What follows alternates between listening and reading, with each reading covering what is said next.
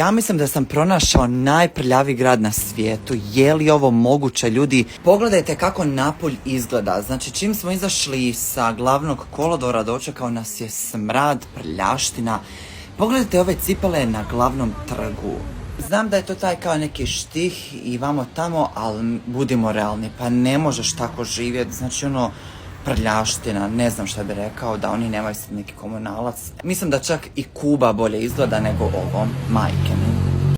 Očigledno je da su veliki nogometni fanovi zastave Napoli kluba i Maradona u srcu. I tako cijeli grad izgleda pun tih zastava. Dosta mi nesigurno djeluje grad.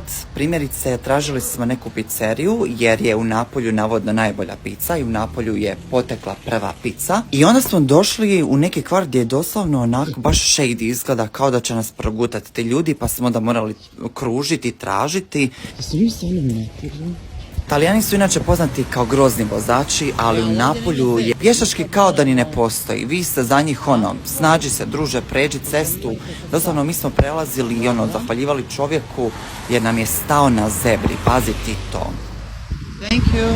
Uglavnom, pizza u Napolju uopće nije skupo i pice su super. Probali smo margaritu koja se vodi kao tradicionalna i prva pizza proizvedena u Napolju.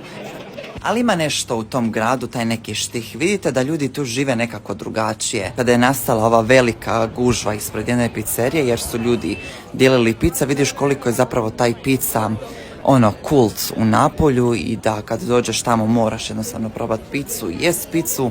I ne znam, stanovništvo, ja mislim da su svi zapravo dobri, iako grad djeluje nesigurno i prljavo, ali mislim da ipak ima nešto u tom Napolju. Ja ovo ne mogu vjerovati. Ovo nema nigdje. Pa možemo tu srediti. Ajde.